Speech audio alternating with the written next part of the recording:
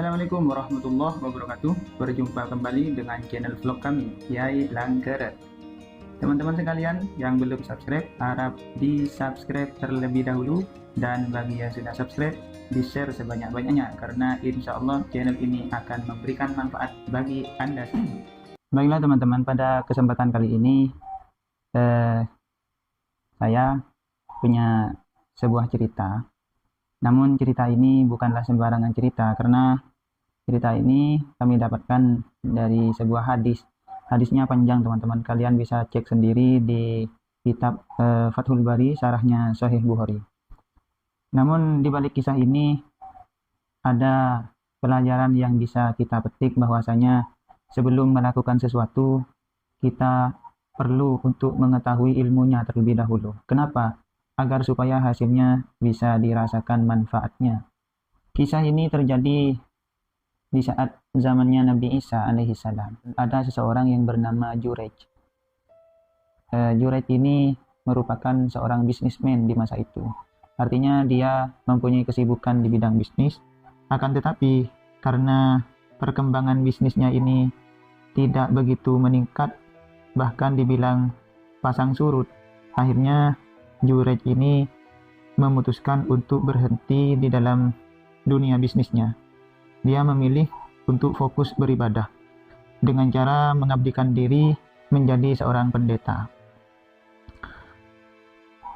Agar supaya ibadahnya ini lebih fokus, Jurej ini membangun sebuah tempat peribadahan yang diletakkan di atas bukit. Dia hanya tinggal seorang diri di sana. Dan di lembah gunung tersebut ada seorang pengembala sapi yang bernama Suhaib. Di atas bukit, Jurej ini sangat khusyuk melaksanakan ibadah. Setiap hari dia selalu bermunajat kepada Allah Subhanahu wa Ta'ala. Pada suatu hari, sang ibunda, ibunya Jurej ini datang menemui Jurej di atas bukit tersebut. Ada kepentingan yang perlu dibicarakan. Ketika dipanggil, si ibu ini memanggil nama Jurej.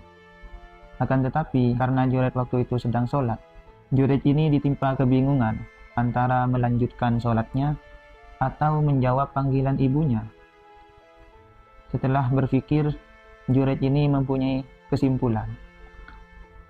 Allah yang telah menciptakan aku, maka Allah lebih berhak didahulukan daripada panggilan ibuku. Akhirnya Jurej memutuskan untuk tetap melanjutkan sholatnya. Karena sudah dipanggil 3 kali Jurej tidak menimpali panggilan ibunya, akhirnya ibunya pulang dengan perasaan kecewa. Esok harinya si ibu datang kembali dan memanggil Jurej seperti hari sebelumnya. Dan hal itu terjadi kembali. Artinya Jurej tidak menimpali panggilan ibunya karena dia sedang sholat. Dia lebih memilih melanjutkan sholatnya daripada menimpali panggilan ibunya.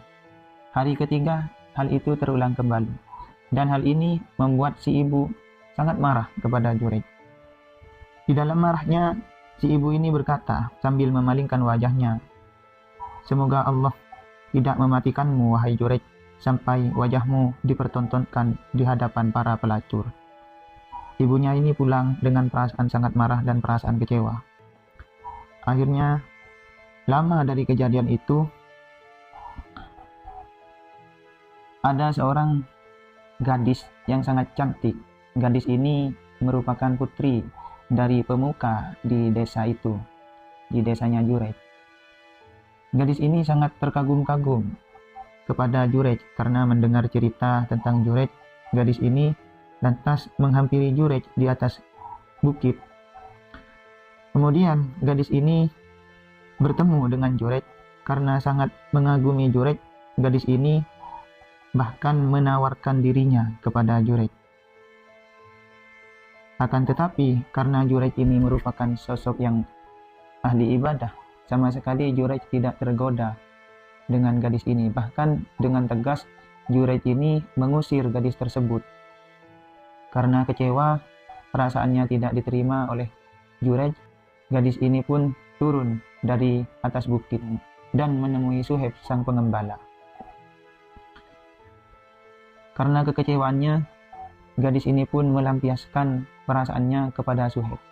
Dia mengajak Suhaib dan dia menawarkan dirinya kepada Suhaib, hingga terjadilah gadis ini hamil. Kehamilan gadis ini membuat warga desa gempar.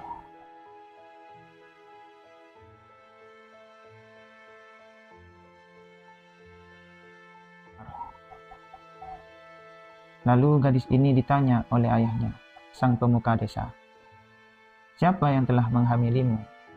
Dengan liciknya, gadis ini menjawab, "Yang menghamili saya adalah Jurej." Lantas, jawaban dari gadis ini membuat warga desa seakan-akan merasa terpukul dan terheran-heran. Berarti selama ini Jurej itu menipu kita.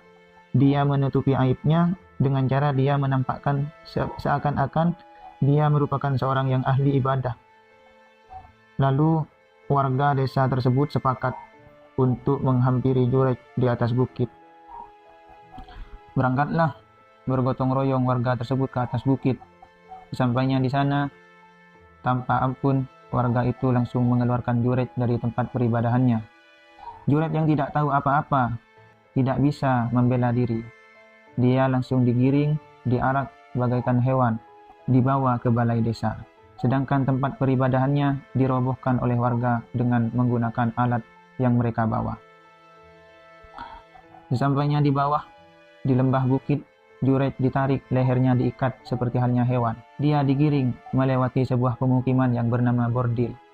Bordil ini merupakan pemukiman yang mana di situ terkenal sebagai lokalisasi. Para penjajah cinta ataupun pelacur yang ada di situ terheran-heran melihat kerumunan warga. Jurej melihat para pelacur itu berbaris melihatnya. Jurej hanya tersenyum kepada mereka. Sesampainya di balai desa, Jurej mulai diinterogasi oleh pemuka desa ini. "Celaka kamu, Jurej. Kamu selama ini telah menipu kami. Seakan-akan kamu rajin beribadah, padahal kamu adalah orang yang bejat. Kamu yang telah menghamili gadis kami." Jurej yang terheran melihat keterangan dari warga desa. Akhirnya si Jurej ini meminta untuk memanggil bayi yang telah lahir tersebut. "Bolehkah saya bertemu dengan bayi itu?" kata Jurej. Akhirnya permintaan Jurej itu pun dikabulkan. Bayi itu dihadirkan ke hadapan Jurej. Setelah itu, Jurej meminta izin kepada pemuka desa untuk berwudu dan melaksanakan sholat. Permintaan pun dituruti. Setelah melaksanakan sholat 2 rakaat, Jurej pun berdoa kepada Allah, "Ya Allah, demi Allah, katakanlah siapa ayahmu wahai bayi." Dengan izin Allah, bayi yang masih ada di dalam gendongan sang ibu itu berkata bahwasanya ayahnya adalah Suhaib, sang pengembala. Jawaban dari bayi itu membuat takjub seluruh warga yang hadir menyaksikan persidangan Jurej. Dan seluruh warga merasa terpukul karena telah menghakimi orang yang salah. Selama ini mereka menyangka yang menghamili gadis desa tersebut adalah Jurej. Padahal yang menghamili sebenarnya adalah Suhaib, sang pengembala. Warga yang kadung merasa menyesal, akhirnya semuanya meminta maaf kepada Jurej dan berjanji akan membangun kembali tempat peribadahannya. Bahkan mereka berjanji akan mengganti bangunannya dengan yang lebih mewah. Mereka berjanji akan membangun kembali tempat peribadahan tersebut dengan emas. Akan tetapi dengan rendah hati, Jurej ini menolak tawaran dari warga. Jurej pun meminta tempat peribadahannya itu dibangun seperti semula dengan bahan yang sama. Akhirnya warga itu pun bergotong royong kembali untuk membangun tempat peribadahan Jurej. Dan Jurej pun dibebaskan. Akan tetapi sebelum itu pemuka desa ini bertanya heran kepada Jurej, "Wahai Jurej, ketika engkau digiring melewati bordil daerah penjajah cinta atau daerah pelacur, aku lihat kamu tersenyum kepada para pelacur itu. Apa yang membuatmu tersenyum?" Jurej pun berkata, "Apa yang terjadi kepadaku ini merupakan karma dari perkataan ibuku waktu itu. Jurej pun menceritakan kembali kronologi ketika ibunya pulang dengan perasaan marah. Akhirnya pemuka desa itu pun termenung mendengarkan kisah Jurej ini. Teman-teman sekalian, dari cerita ini kita bisa mengambil pelajaran. Andaikan Jurej ini mengerti terhadap agama, bahwasanya di dalam syariat ketika kita dihadapkan dengan dua pilihan antara meneruskan sholat dengan menjawab panggilan orang tua, seandainya Jurej ini ahli di dalam bidang fikih, lantas Jurej ini pasti akan mendahulukan panggilan ibunya waktu itu, bukan melanjutkan sholatnya. Akan tetapi karena Jurej ini belum didasari pengetahuan yang cukup, terutama di bidang fikih, hingga dia memilih jalan yang seakan-akan menurutnya benar, tetapi secara syariat ini keliru. Maka dari itu, penting bagi kita di dalam melakukan hal apapun, terutama melakukan ibadah, agar didasari oleh pengetahuan terlebih dahulu, supaya hasilnya tidak keliru.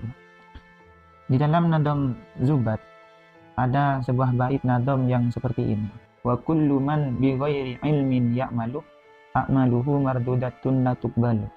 Setiap orang yang beramal, berbuat kebaikan, berbuat sesuatu yang tanpa didasari pengetahuan, maka perbuatannya itu tertolak dan tidak bisa diterima. Mungkin dari keterangan ini cukup bagi kita sebagai seorang hamba di dalam menjalankan ibadah, agar mengetahui terlebih dahulu dasar-dasar hukum ibadahnya, agar supaya ibadah yang kita lakukan itu dapat diterima karena sudah sesuai dengan syarat-syaratnya. Apalagi di dalam urusan syariat itu harus mengetahui hukum-hukumnya. Mungkin cukup sampai di sini perjumpaan kita, kurang lebihnya kami mohon maaf. Jika ada salah, mohon dikoreksi dan dilampirkan di kolom komentar. Terus dukung channel kami, Kiai Langkeran, dan tunggu video terbaru berikutnya. Dan insya Allah setiap minggu pasti akan ada video terbaru dari channel kami, Kiai Langkeran Vlog. Sekian dari kami. Wassalamualaikum warahmatullahi wabarakatuh.